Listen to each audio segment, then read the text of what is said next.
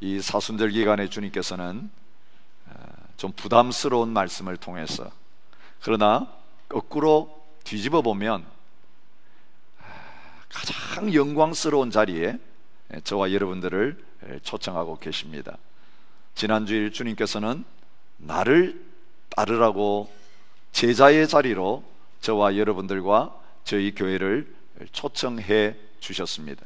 그리고 이번 한 주간 말씀을 통해서 제자로 주님을 따른다는 것이 무엇인지 구체적으로 가르쳐 주셨습니다. 그리고 우리의 힘으로는 절대로 이 제자의 삶을 살아갈 수 없는 것을 보여주셨습니다.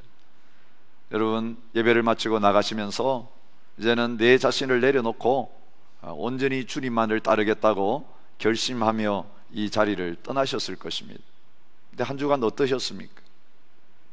주님을 놓치지 아니하고 나를 부인하고 십자가를 짊어지고 주님을 따르는 삶을 사셨습니까? 주님이 내려 앉아 계시는 그 겸손의 자리에 함께 내려서셨습니까? 종된 자리에 함께 가셨습니까? 주님께서 행하시던 그 놀라운 능력을 나도 행할 수 있었습니까? 우리를 통해서 어둠이 물러가고 귀신이 쫓겨나가고 질병이 고침받는 그런 일들이 일어났습니까? 주님과 함께 하면 우리들도 주님이 하신 일을 하게 될 것이고 그보다 더 큰 일을 할 수 있다고 하셨는데, 왜 나에게는 나는 마음 먹고 하려고 하는데 되어지지 않는가? 이 한 주간도 실패한 모습으로 오늘 이 예배 자리에 다시 나오지 않으셨습니까? 오늘 주님은 다시 우리에게 질문하십니다.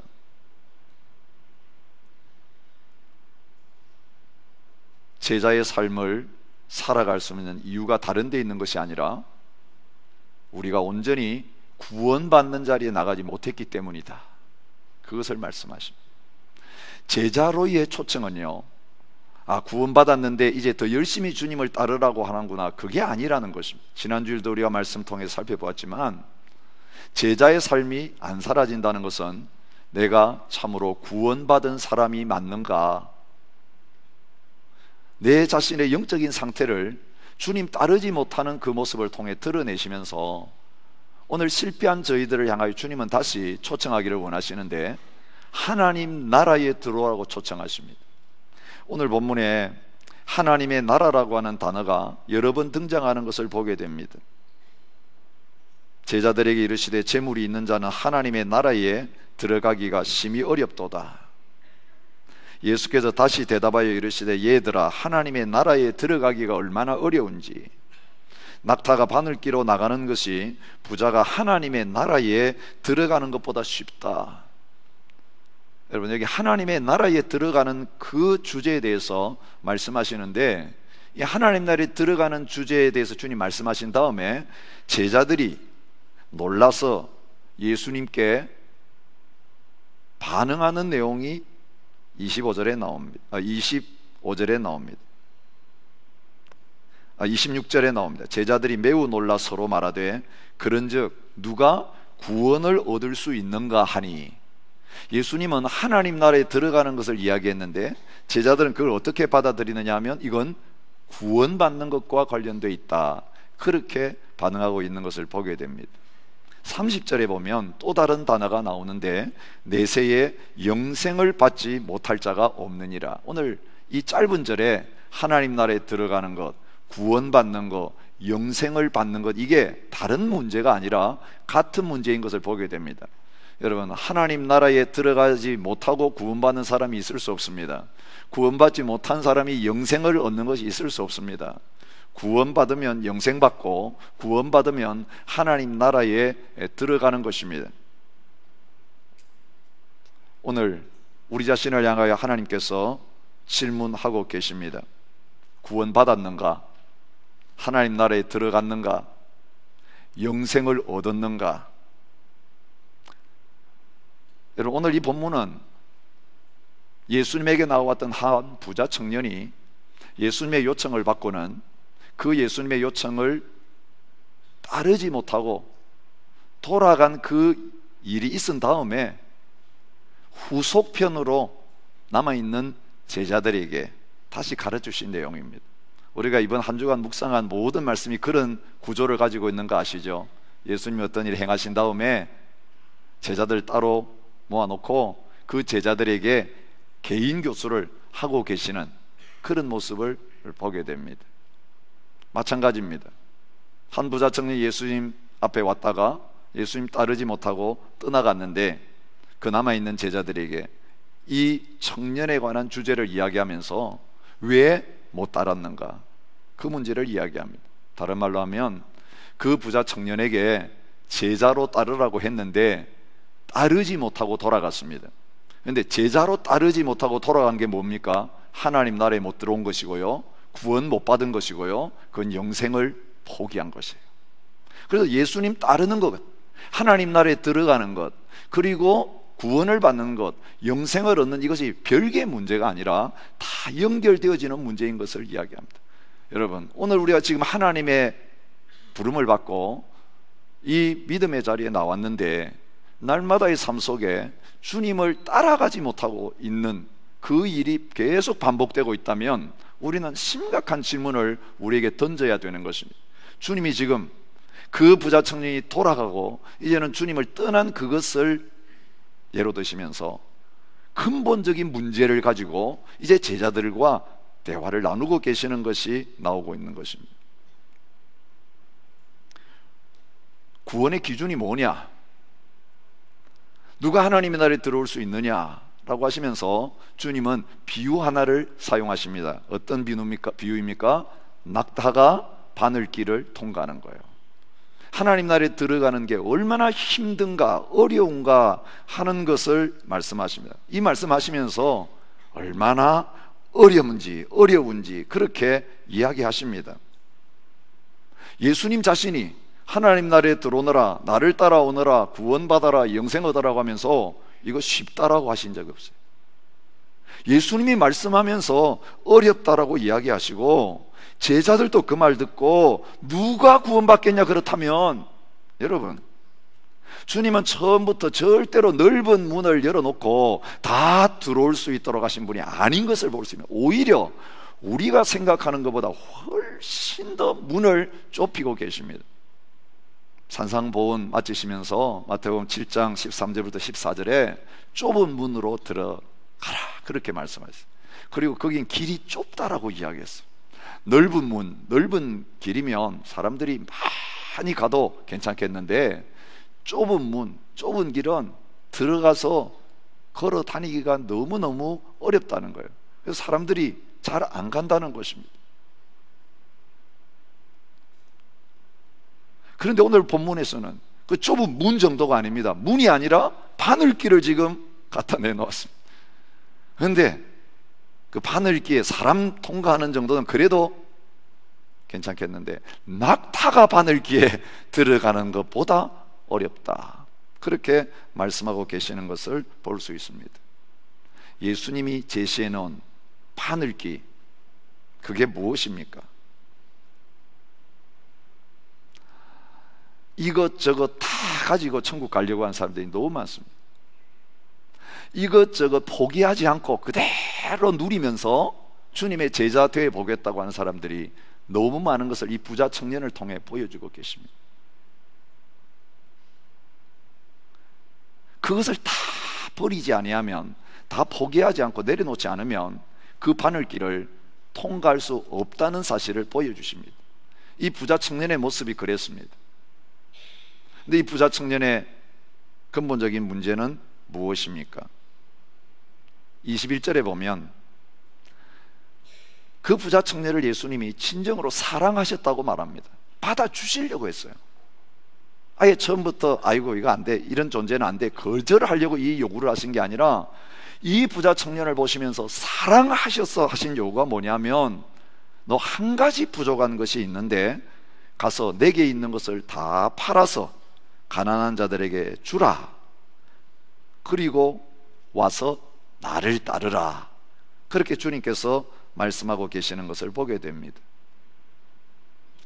주님을 따르려고 하면 주님을 따르는 데 있어서 따르지 못하게 방해하는 그 방해물을 다 제거한 다음에 와서 따르라는 것입니다. 그런데 이 부자 청년은 그 주님의 사랑의 초청을 받고도, 나를 따르라고 하는 부름을 받고도 결국 그것을 내려놓지 못했기 때문에 주님을 따라오지 못하는 자리에 섰다, 그렇게 말하고 있습니다.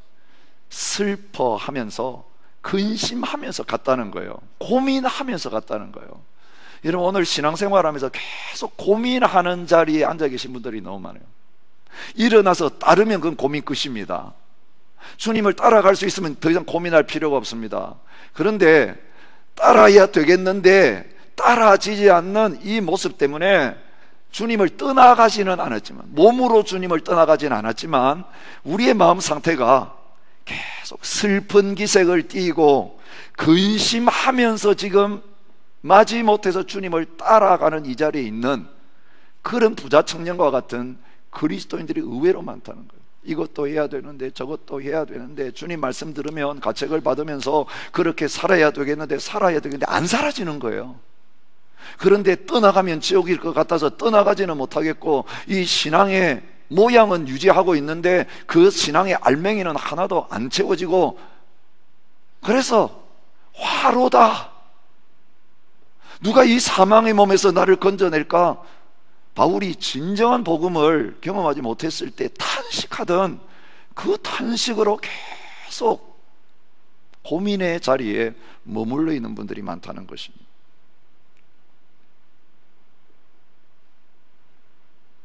왜 근심하며 갑니까?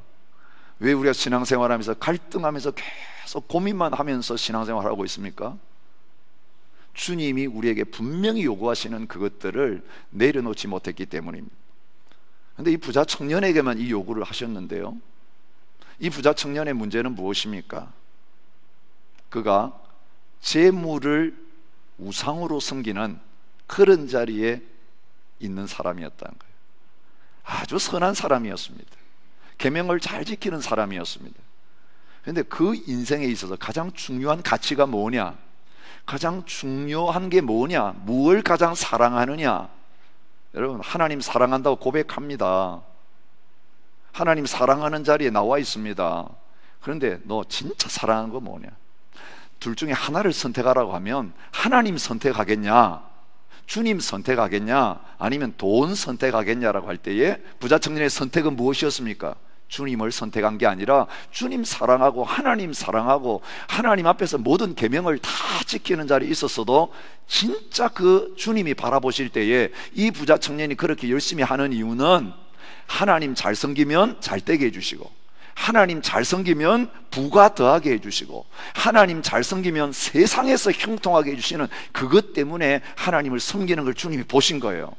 자, 진짜 나를 따르기를 원하느냐? 그렇다면 이제까지 너가 나를 따르는 것처럼 모양도 갖추었고 하나님 잘 따르는 것처럼 모양 갖추었는데, 자, 그러면 나만 따르기를 원한다면 그거 다 내려놓고 오너라. 그런데 그는 결국 내려놓지 못했어요. 여러분, 자기가 자유롭다고 생각했어요. 내가 따르고 싶으면 따르고 따르기 싫으면 안 따르고, 나는 언제든지 마음만 먹으면 주님 따라갈 수 있어, 나는 할 수 있어, 그렇게 왔는데 막상 주님의 이 요구 앞에서 나가가지고 재산 다 팔고 가난한 자들에게 나눠주려고 하다 보니까 뭐가 깨달아진 겁니까? 내 뜻대로 나는 못하는구나. 나는 벌써 내가 돈을 벌었고 내가 돈을 보관하고 내가 돈을 관리하고 있는데, 내가 돈의 주인인 줄 알았는데 알고 보니까 내가 돈의 종이었구나. 내가 번 돈이에요. 내가 모으고 관리한 돈이에요. 그래서 내가 원하면 줄 수 있어요. 내가 원하면 다 나눠주고 포기할 수 있어요. 그런데 막상 그렇게 하려니까 안 돼요. 그 사이에 어떤 일이 일어난 겁니까? 돈 모으고 돈 쓰고 돈을 보관하고 돈을 관리하는 사이에 어느새 내 마음을 돈이 지배해버린 거예요. 돈이 우상이 된 거예요. 골로새 3장 5절 말씀 우리가 잘 아는 말씀입니다. 그러므로 땅에 있는 지체를 죽이라. 곧 음란과 부정과 사욕과 악한 정욕과 탐심이니 탐심은 우상 숭배니라. 그렇게 말하고 있어요. 돈을 신으로 섬기고 있다는 거예요. 사람들이 집에 돈을 모아놓고 그 앞에 절하는 사람들은 없습니다. 그런데 마음속에는 하나님이 계셔야 될 그 자리에, 주님이 계셔야 될 그 자리에 돈이 차지하고 있어요. 돈을 볼 때 행복해요. 돈을 볼 때 감사가 나와요. 돈이 들어오면 할렐루야가 나와요. 찬양이 나와요. 여러분, 근데 돈이 떠나가면 할렐루야가 안 나오고, 사업이 실패하면 감사가 안 나온다는 건 무슨 말이냐면, 내가 하나님을 찬양하고 섬기는 게 아니라 사실은 돈이 없어지고 보니까 내 인생 가운데 돈이 하나님 자리에 있었구나. 여호와께서 나의 목자로 나를 인도하신 게 아니라 돈이 나의 목자가 되셔서 나의 인생을 끌고 오고 있었구나. 주님 한 분만으로 만족하고 산 게 아니라 돈으로 만족하고 살았구나. 그 실체가 바로 우리의 삶 속에서 드러나는 것을 보여줍니다. 성경은 오늘 우리가 돈을 사랑하게 되어질 때에 돈을 사랑하는 것이 얼마나 하나님 따르는 데 있어 반대가 되는가를 이야기합니다. 돈 자체가 죄가 아닙니다. 돈은 하나님의 나라를 위해서 얼마든지 아름답게 쓰여질 수 있습니다. 그래서 예수님이 재산 팔아가지고 그 돈 가지고 가난한 사람 다 나눠주고 구제하고 그 일을 하라고 하신 거예요. 돈 갖다가 태워버리라고 한 적이 없어요. 그 돈을 제대로 쓰라고 말씀하신 거죠. 내한테 있던 걸 다른 사람에게 옮겨가는 거예요. 나는 가지고 있어봐야 별 필요가 없는데 저 사람은 돈 없어 죽어가고 있고 돈 없어 굶어가고 있고 그 돈 없어가지고 지금 인생이 막혀있는 그런 사람들이 있는데 나한테 있어봐야 나한테 도움 안 되고 별 역할도 안 되고 그 돈 꼭 필요한 사람들에게 나누어 주는 거 하라 그랬는데도 하지 못했다는 것입니다.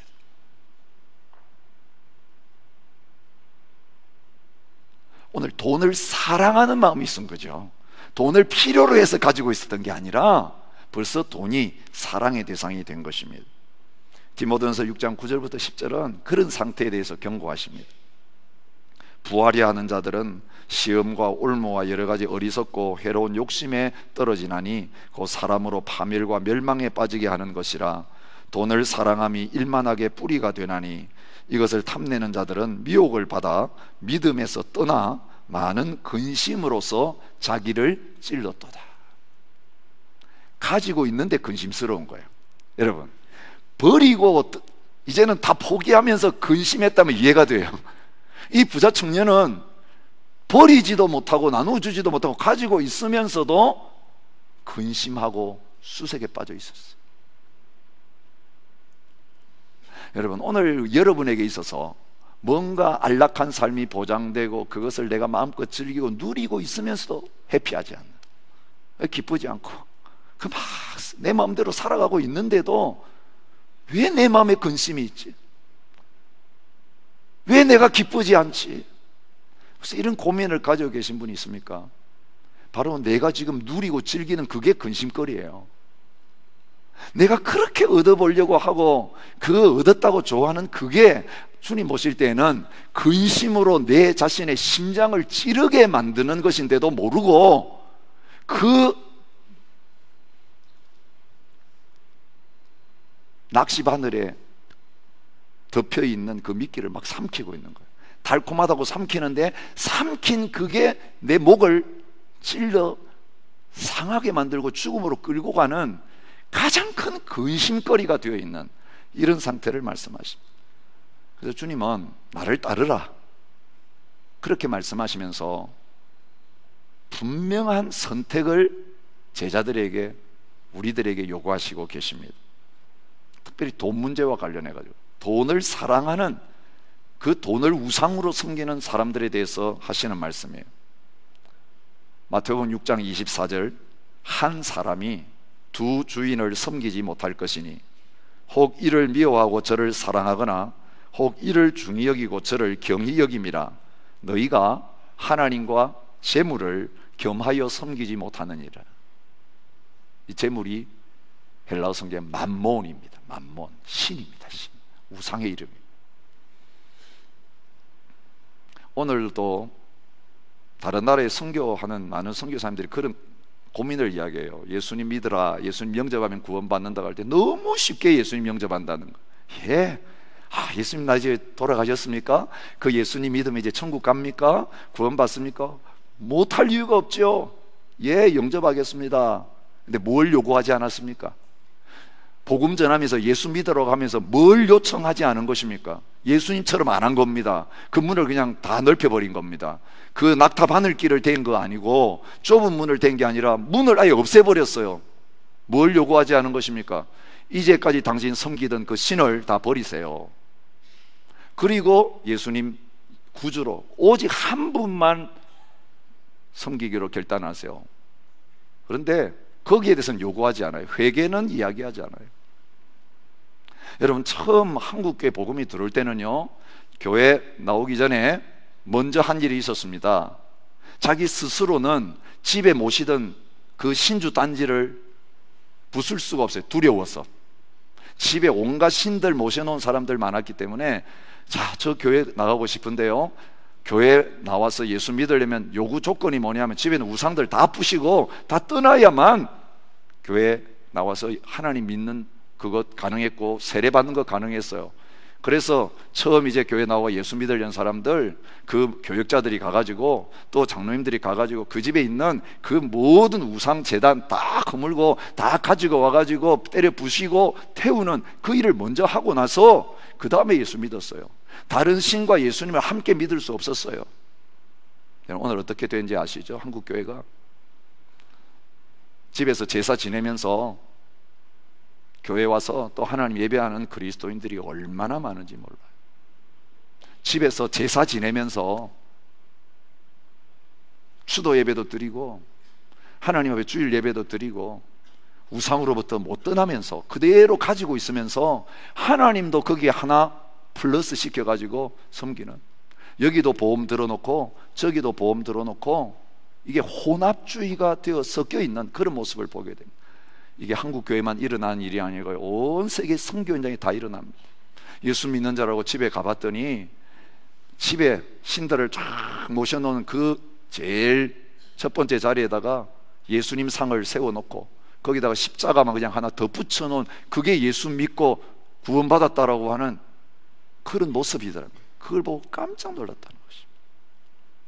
주님 말씀하십니다. 두 주인을 섬길 수 없다.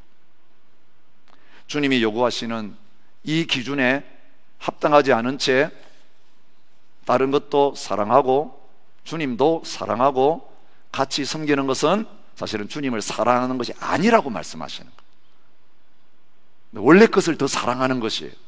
거기다 주님만 플러스 시킨 것이지.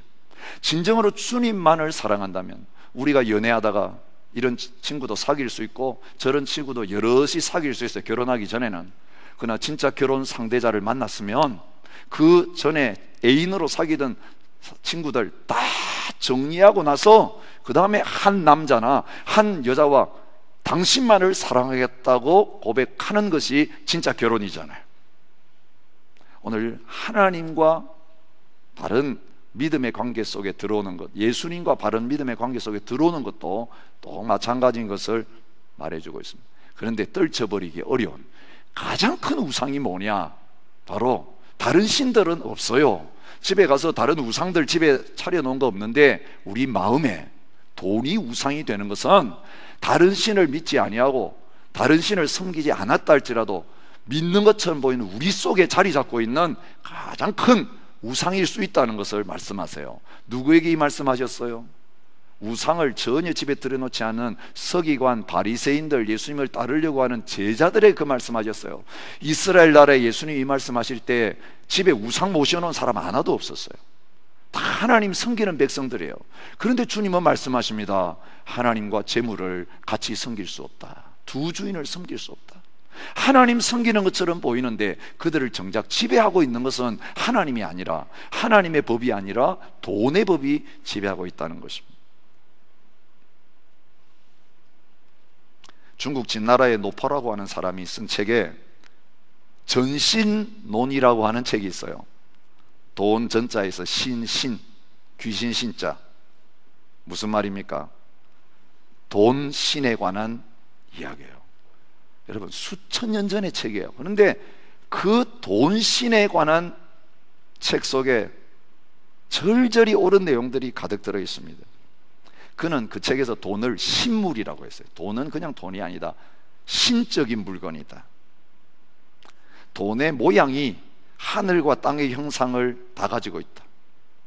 안은 네모나고 이거는 땅의 모습이에요. 바깥은 둥글다. 옛날 엽전 그렇게 생겼습니다. 하늘과 땅을 다 품고 있는 게 돈의 모양에서부터 나타난다. 날개가 없는데도 날아다니고 발이 없는데도 걸어다니는 게 돈이다. 위태로운 것을 편안하게 할 수 있고 죽은 것을 살릴 수 있고 귀한 것을 천하게 할 수 있고 살아있는 것을 죽일 수 있고 죽이고 살리는 능력이 돈에 있다는 걸 이야기합니다. 유전가사귀 그런 말을 거기에 했어요. 돈이면 귀신도 마음대로 부릴 수 있다. 그러니 귀신보다도 다른 어떤 신보다도 돈은 더 능력이 있다, 그 말입니다. 크레그 힐 얼피츠라고 하는 분이 그리스도인의 재정 원칙이라는 책에서 만몬의 지배를 받는 사람에게 나타나는 10가지 특징을 이야기하고 있습니다. 다른 말로 하면 돈을 마음의 신으로 모시고 살아가는 사람에게 나타나는 10가지 증상이라는 거예요. 한번 우리 자신을 체크해 보십시오. 만약 이 증상에 걸린다면, 오늘 나에게 이 증상이 계속 있다면, 내가 지금 근심하고 걱정하고 행복하지 못한 이유가 딴 데 아니라 나의 행복의 근원이신 주님을 섬기는 게 아니라 이제까지 돈 섬겨왔구나. 여러분, 그 내 영적 실체를 정확하게 한번 체크해 보실 수 있기 바랍니다. 첫째, 돈에 대해서 염려와 근심이 가득 차다. 두 번째, 돈을 규모 없이 마음대로 사용한다. 돈 관리가 안 된다. 세 번째, 내가 돈을 쓸 때에 과도하게 소비하는 경향이 있다. 네 번째, 돈에 대해서는 늘 방어하는 자세를 가지고 있다. 이게 인색한 마음입니다. 다섯 번째, 충동적으로 뭔가를 산다. 여섯 번째, 주는 것은 참으로 인색하다. 일곱 번째, 더 많이 가지고 싶은 욕심이 늘 나에게 있다. 여덟 번째, 나에게 지금 주어진 경제의 형편에 대해서 나는 만족하지 못한다. 아홉 번째, 늘 내 삶에는 빚이 따라다닌다. 빚에서 헤어나지 못한다. 열 번째, 돈에 대해서 과장하면서 신뢰하고 돈을 가지고 있는 사람만 보면 그 사람에 대해서는 늘 나보다 낮게 생각되어지고 과대평가하는 경향이 있다. 여러분, 우리 모두에게, 우리가 죄인이기 때문에 이런 경향들이 다 있습니다. 근데 어떻게 구원받습니까? 주님이 어떻게 구원받겠느냐는 사람에게 하신 말씀입니다. 사람의 노력으로는 불가능하다라는 것을 분명히 말씀하고 계시는 것을 볼 수 있습니다. 사람으로는 할 수 없으되, 사람은 여기에서 스스로 벗어날 수 없고 온전히 스스로의 능력 혹은 재물의 능력 가지고 구원받는 자리에 설 수 없다라고 말합니다. 여러분, 유대인들은 돈 많은 것이 하나님의 축복이라고 여겼어요. 그래서 돈을 많이 가지고 있는 사람은 이미 하나님의 축복을 받은 사람이기 때문에 이미 구원받는 그 자리에 훨씬 가까이 나가고 있다고 생각했어요. 그리고 많이 드리면 하나님의 사랑을 많이 받고, 많이 바치면 하나님 앞에서 구원의 자리에 이를 수 있다, 돈으로 구원받을 수 있다라고 하는 그런 믿음을 가지고 있었습니다. 주님을 따르려고 했던 부자 청년도 주님께 질문한 게 뭡니까? 내가 무엇을 하여야 영생을 얻으리까? 였어요. 주님, 내 돈 많이 가지고 있고요, 나 하나님의 계명을 어릴 때부터 잘 지켰는데 뭘 더 해야 되겠습니까? 구원을 얻으려고 하면서 내가 뭔가를 함으로 말미암아, 내가 노력함으로 말미암아 구원을 받으려고 하는 그런 마음을 가지고 있었는데 주님 아예 이야기합니다. 봐라, 저렇게 노력 많이 한 저 부자 청년이 돌아가는 거 봐라. 사람으로는 이 바늘길을 절대로 통과할 수 없다라고 말하고 있습니다. 자기 재물을 의지하고 부유함을 자랑하는 자는 아무도 자기의 형제를 구원하지 못하며 그를 위한 속전을 하나님께 바치지도 못할 것은 그들의 생명을 속량하는 값이 너무 엄청나서 영원히 마련하지 못할 것임이니라. 시편 49편은 우리가 얼마 전에 묵상했던 말씀에 분명히 나와 있는 내용입니다. 로마서 3장 20절에 말합니다. 그러므로 율법의 행위로 그의 앞에 의롭다 하심을 얻을 육체가 없나니 율법으로는 죄를 깨달음이니라. 그래서 내 혼자서 뭔가 살아갈 때는 행복하고 잘 돼가는 거로 생각했는데 주일날 딱 말씀 들을 때만 자꾸 마음이 찔리는 거예요. 말씀 묵상하려고 하면 자꾸 찔리는 거예요. 어떤 게 진짜 내 모습입니까? 하나님 앞에 섰을 때 찔림받는 이게 내 진짜 모습입니까? 그냥 죄악에 푹 박혀가지고 세상에서 살 때 편한 그게 진짜 내 모습입니까? 하나님 앞에 드러난 내 모습이 진짜 내 모습이에요. 거울을 볼 때 내 모습이 진짜 모습이에요. 근데 거울 볼 때는 여기 때가 여기 뭐가 묻었구나 지워야지 하고 딱 세수하러 갔는데 어디에 묻어 있었지? 안 보이니까 모르고 편안하고 막 얼굴에 뭐가 묻어 있어도 나는 모르고 살아가고 평안하다면 어떤 게 바른 모습이겠어요? 사랑하는 성도 여러분, 오늘 하나님의 말씀을 들을 때에 주님께서 말씀을 통해 나에게 보여주시는 이 모습, 말씀 앞에서 내 가운데 내 자신의 정체가 드러나는 이게 하나님 앞에서의 내 모습이에요. 그리고 하나님 앞에 섰을 때에 하나님 앞에 드러난 이 기준을 가지고 통과시킬 것인가 통과시키지 않을 것인가 하나님 결정하십니다. 속지 마십시오. 집에 가면 편안합니다. 그래서 말씀 묵상하기 좀 귀찮아요. 자꾸 양심에 갇히게 되니까 아예 말씀 덮어버리고 세상 텔레비 켜고 세상 책 보고 그리스도인들 만나고 교제하면 또 뭔가 양심 가책되는 게 나오고 자꾸 그러니까 아예 안 믿는 사람들 만나서 세상 이야기하고 그냥 놀다 보면 너무너무 편해요. 하나님 앞에 나오면 이러다가 큰일 나겠네. 내 영적 실체가 드러나는 거예요. 그런데 주님 말씀하시는 거죠. 가장 큰 복음이 뭐냐면 너 자신이 그렇게 노력하고 애써도 너 힘으로는 안 되지만 하나님은 구원하실 수 있다. 나는 너를 구원해 줄 수 있다. 하나님께서 그렇게 말씀하시는 거예요. 사람으로는 할 수 없으되 하나님으로는 그렇지 아니하니 하나님으로는 다 하실 수 있느니라. 여러분, 하나님이 우리를 구원하시기 위해서 행한 일이 뭡니까? 우리 구주 예수님을 우리를 위해 땅에 보내시고 십자가에서 우리 죄를 대신에 죽게 하시고 우리 속에 들어와서 이제 우리의 삶을 살아가셔서 우리가 못하는 거 하실 수 있도록 하기 위해서 우리의 구주가 되신 것이에요. 예수님을 따른다는 건 뭘 의미합니까? 내가 하려고 하던 것 포기하고 이건 죽었다라고 선포하고 이제는 예수님이 내 안에서 하시려고 하는 것에 대해서 예스라고 하면서 얘는 그 주님이 내 생명이고 주님이 내 목자시고 주님 따라가면 모든 것 다 할 수 있기 때문에 주님만을 붙잡는 그 자리로 나가는 그것이에요. 이게 믿음이에요. 입술로 시인하고 주님 영접합니다 해놓고 실제적으로 예수님을 따라가지 않는 그거는 입술만의 고백이고 그건 죽은 믿음이에요. 그건 구원에 이르게 할 수 없어요. 진정으로 주인으로 모셨으면 인생이 바뀌어요. 가게도 주인 바뀌고 나서 모든 상호부터 시작해가지고 그 안에 의자 배치와 메뉴가 다 바뀌는데 사람 한 사람 바뀌었는데도 그렇게 바뀌어지는데 주님이 내 인생 가운데 주인으로 오셨는데 똑같다. 그건 진정으로 주님을 주인으로 모셔드린 살아있는 믿음이 아닌 것을 말해주고 있습니다. 그래서 주님이 원하시는 믿음, 우리를 구원의 자리에 이르게 하는 믿음이 어떤 믿음인가를 이미 14절에서 말씀하셨어요. 하나님의 나라가 이런 자의 것이니라. 누구든지 하나님의 나라를 어린아이와 같이 받들지 않는 자는 결단코 그곳에 들어가지 못하리라. 이 부자 청년과 다 정반대되는 모습이에요. 부자 청년은 능력도 있어요. 뭐든 할 수 있어요. 말씀도 알고 있어요. 그런데 자기 스스로 하려고 하다가 실패했어요. 종이 주인이 되려고 하다가 실패한 것입니다. 자기가 묶여 있는지도 모르고 나는 할 수 있어 라고 덤볐는데 결국 못하는 자기의 비참한 모습을 발견하고 수색에 빠지고 근심에 빠진 거예요. 그리고 주님께 도움을 요청하지도 않았어요. 주님 앞에 다시 와가지고 안 됩니다, 좀 도와주세요 말도 하지 않고 고민만 하다가 주님을 떠나갔습니다. 근데 이 어린아이들은 어떻습니까? 아예 처음부터 할 능력이 없는 사람이에요. 나는 못한다는 걸 철저하게 깨달은 사람이에요. 나는 할 수 있다, 이 엉터리 믿음 안 가지고 있었어요. 나는 아무것도 못해. 그러니 어린아이가 할 수 있는 건 뭡니까? 엄마, 아빠 부르는 것밖에 없어요. 어리면 엄마, 아빠.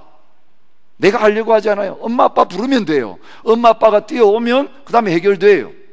아이가 못하는 걸 엄마, 아빠가 해결해 줍니다. 이게 믿음입니다. 주님, 저는 처음부터 죄인입니다. 죄인이 무슨 선을 행해요? 하나님 기쁘시게 할 능력이 저에게 전혀 없습니다. 주님, 나를 불쌍히 여겨주십시오. 주님, 나를 건져주십시오. 나에게는 희망이 없는 줄 알고 오직 하나님께만 소망을 두고 오직 주님만 의지하는 절대 믿음의 자리에 들어간 이 어린아이와 같은 믿음의 상태에 있는 사람들, 주님이 웰컴하시고 안아주시고 축복해 주신 것을 보게 됩니다. 그래서 내가 의지하는 게 없어야 돼요. 그 의지하는 걸 내려놓아야 돼요. 이 어린아이 같은 믿음을 갖게 되어질 때에 따라오는 게 뭐죠? 엄마 아빠가 하라는 대로 다 하게 돼요. 여러분, 내가 좋아하는 게 있어요. 어린아이도 좋아하는 게 있어요. 엄마 아빠가 사주신 건데도 장난감을 좋아할 수 있어요. 그래서 엄마 아빠가 오라 그러는데 안 와요. 그럼 이제 엄마 아빠가 이에 불러놓고 이야기 이제 흥정하는 게 있죠. 자, 그거 내한테 달라. 그러면 내가 이걸 주겠다. 그러면 애들은 더 좋아하는 거, 더 갖고 싶은 거 준다 그러면 미련 없이 그걸 갖다 맡기고 그걸 받습니다. 얼마나 지혜로운지 몰라요.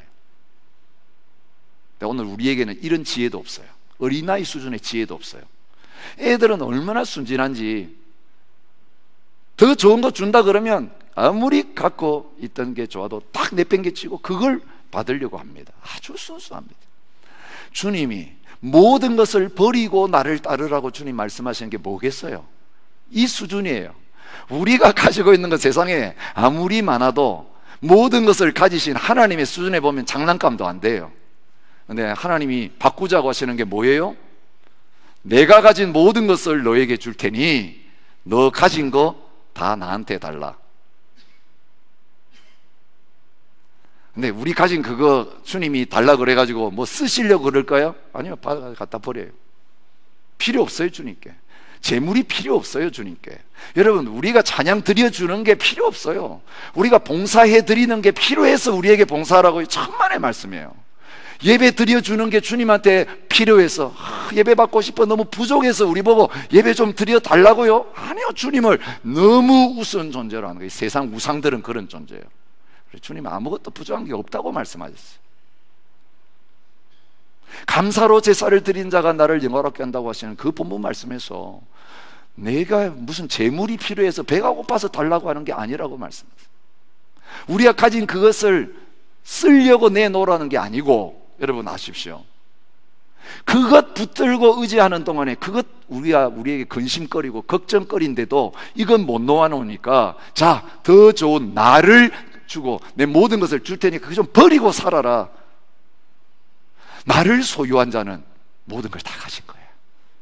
여러분, 이 엄청난 맞바꾸기를 제안하시는 것이 나를 따라오너라, 모든 소유를 다 내려놓고 버리고 나를 따르라고 하는 주님의 초청이에요. 주님과 그것과 비교할 수가 없기 때문에. 여기에 다른 사람들이 있었습니다. 베드로가 여짜와 이르되 보소서 우리가 모든 것을 버리고 주를 따랐나이다. 성경에 보면 예수님이 따르라 그럴 때 모든 것을 다 버리고 실제로 따랐어요. 베드로도 안드레도 야고보도 요한도 레위도 모든 것을 버리고 따르니라. 그렇게 성경은 기록하고 있어요. 천국은 너무 가치가 크기 때문에 그것을 발견한 사람마다 진주장사꾼이든지 농부든지 상관없이 그 값비싼 진주와 보화를 발견한다 하면은 공통적으로 행한 게 뭐예요? 자기 가진 것 다 팔아서 그 밭을 사고 그 진주를 샀느니라. 가치를 발견했다는 것입니다. 여러분, 여러분이 알고 계시는 예수님, 내 생명을 다 팔아서라도, 내 소유를 다 팔아서라도 그분 한 분 소유하면 나에게 영원한 만족을 주시는 분이십니까? 오늘 이 질문을 여러분에게 던지고 싶습니다. 예수님, 내가 지금 가지고 있는 건강을 잃어버려도, 내 가진 소유를 다 내려놓아도, 내 가족들 다 없어도 나에게 예수님 한 분 계시다면 나는 만족합니다. 그런 분이십니까? 재산이 많은 한 남자분이 신문에 광고를 냈다고 합니다. 자기 삶이 진실로 만족스럽고 행복하다는 것을 증명할 수 있는 사람에게 100만 달러를 주겠습니다. 많은 사람이 몰려왔다고 합니다. 어떤 남자분은 와서 나는 나의 직업에 만족합니다라고 했습니다.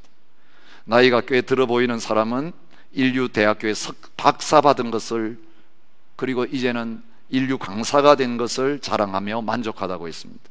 어떤 여자분은 와서 정말 사랑하는 남자를 만났습니다. 우리는 다음 달에 결혼하기로 했어요. 더 이상 좋을 수가 없어요. 행복한 미소를 지었습니다. 얼마나 자기가 행복하고 만족한지를 다 보여주려고 했습니다. 근데 아무도 받지를 못했다고 합니다. 여러분, 많은 사람들이 왔을 때 이 제안을 했던 이 부자가 듣고 싶은 대답은 이것이었습니다. 나는 정말 행복하기 때문에 당신이 나한테 주려고 하는 100만 달러 필요 없어요. 난 돈 없이도 행복해요. 그렇게 말하는 사람을 기다리는데 아무도 그렇게 하지 않아요. 왜요? 다 돈 때문에 온 사람들이기 때문에. 여러분, 아무것이 없어도 행복하실 수 있습니까? 그 세상의 것을 다 가졌지만 행복을 얻지 못했는데 그것 다 비우고 오직 예수님 한 분만으로 만족합니다. 주님, 예수님이 나의 생명이십니다. 예수님이 나의 보배이십니다. 예수님이 나의 힘이십니다. 예수님이 나의 능력이십니다. 예수님이 나의 지혜이십니다. 세상이 주려고 했던 모든 것보다 주님은 더 크신 분이십니다. Jesus plus nothing은 everything이 되어져 있습니까? 그거 없이 내가 시도한 모든 것, 내 힘으로 뭔가 구원 얻어보려고, 행복 얻어보려고 노력한 것, 그거 다 nothing이에요. 주님 없으면 nothing이에요. 그것 때문에 주님 따르지 못하면 이게 nothing이에요. 그러나 이 allthing을 다 버리고 everything을 다 버렸을지라도 오늘 그것 때문에 내가 예수님을 따르게 되고 예수님을 선택하게 되었다면 우리는 모든 것을 가진 자입니다. 이 주님 뺏기지 마시기 바랍니다. 사탄은 끊임없이 딴 거 가지고 와가지고 빼앗아 가려고 그래요. 이거 줄 테니까 그거 내놓아라. 얼마나 유혹이 심한지.